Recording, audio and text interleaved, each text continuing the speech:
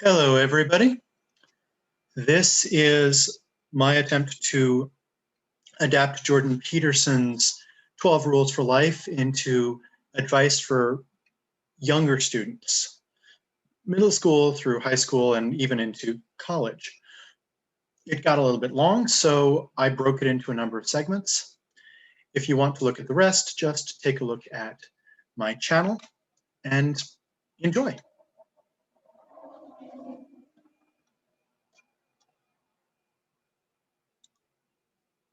Hello, everybody, and welcome to Homartics, the channel where we don't necessarily know the truth and we continually miss it, but we keep shooting anyway.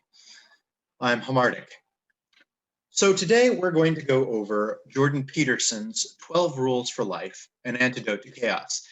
And I'm specifically going to be focusing on how to do this as students, or in other words, where this applies to a student's life. I myself am a teacher, and I've noticed that there's a lot of real applicability here, but I also know that a lot of you haven't read Hegel and Nietzsche, and it can be a tough book to get through for some people.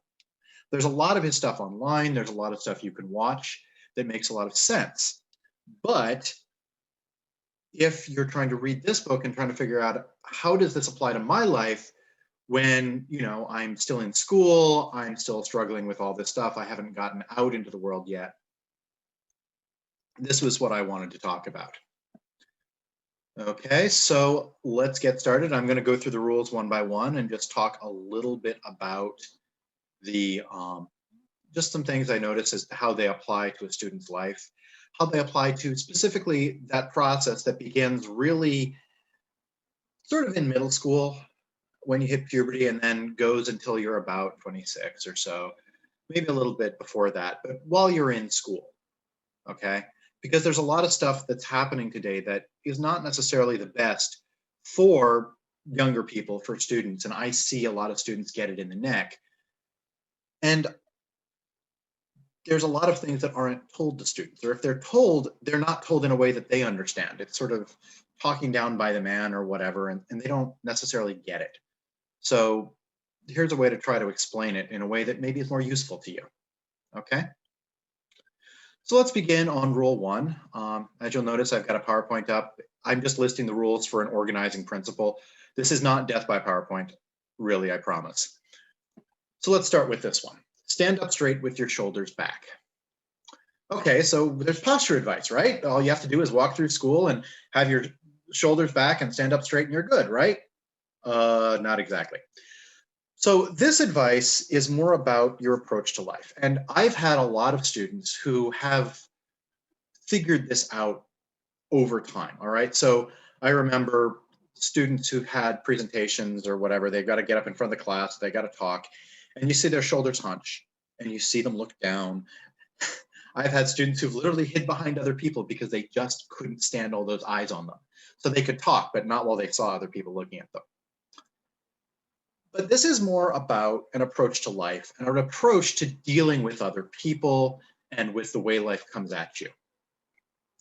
So let's talk about what it's like when your shoulders are hunched, when you're looking down, when you're kind of not meeting people's gaze. What you're telling everyone else, and moreover, you're telling yourself is, I'm not ready, I can't do this, I'm scared, which may be true. In fact, it usually is true when you look like that. There are people who are very shy who do that, etc. When you stand up straight, sit up straight, keep your shoulders back, more direct gaze, you're telling everyone, I can deal with this. More importantly, you're telling yourself that. And that's something to remember. When you do this, it's not just communicating with the world, but it's communicating with you. And sometimes you may feel like, well, I can't do this. Well, stand up straight with your shoulders back, act like you can. Surprisingly enough, that confidence can get you through it, even if internally you don't always feel that confident. Okay? There is something to be said, moreover, for walking into the difficulties that face you. That attitude is hugely important for you. It's also really important for your own maturation, for your own growing up, to learn that as a skill. That even if it seems like it's insurmountable, you're going to walk into it anyway and deal with it the best you can. Sometimes you fail. A lot of the times you're going to find out you're going to succeed, and you're not entirely sure how you managed to do it. But the first step was you faced it. You faced it, you went into it. Now, some people may be like, but there are people who can't do this. There are people who've suffered trauma. They've suffered bad things in their life. They're scarred. Yeah. So what? So what? You can still do this. I have known people who have been scarred by prior events, bad home life, bad things at school, relentless bullying, whatever. Yeah, this is how you deal with it. This is how you get yourself past it. As an example here, there is a psychotherapy technique, which you probably haven't heard of. It's a little weird. But basically what it consists of is you sit there and you remember whatever horrible events have happened to you. Close your eyes. But while you're remembering them, you're flicking your eyes backwards and forwards. And for some reason, what this does is it takes all the emotion, the stuff that overwhelms you and makes you feel terrible when you remember these events, and it detaches the emotion from your memory so that you can remember these things more clearly. And sometimes you see things in them that the emotions didn't let you see. But always you're able to kind of push past them. And one of the theories I've seen as to why this works is that when you're flicking your eyes backwards and forwards, that's what you're doing when you walk into new territory, right? So in other words, when you're in a place that you know well, like your room, like somewhere where you hide, like life's terrible, you're hiding, you don't really need to look around. You know what the place looks like, right? You got your poster over there, right? You got your lamp over there, your computer's over there. You don't really need to look. And most often you don't. But when you're walking into some place that's unknown, someplace that you're moving into, that you're kind of claiming or exploring, yeah, then you look around. You look around all over the place. You're flicking your eyes backwards and forwards to try to see what new things are going on. Are there threats? Are there opportunities? What is this place like? You're exploring.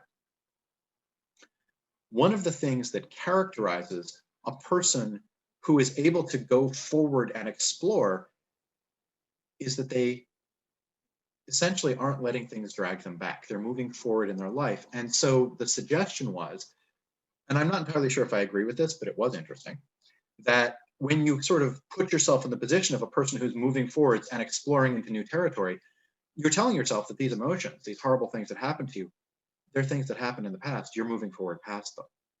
They don't need to hold you back. So stand up straight with your shoulders back, face the world, engage with the world, even if it seems overwhelming. The simple act of moving forwards into it is important. Furthermore, one of the things about engaging with the world like this, with moving into your difficulties, is that you get to take ownership of them. They're your difficulties.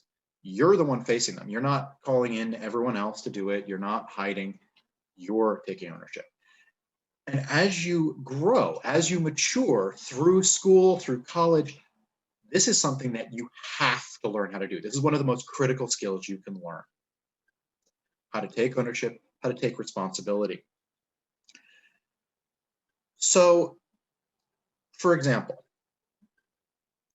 take a look at a resume, right? You're going to write resumes for college or for jobs. You will be writing resumes.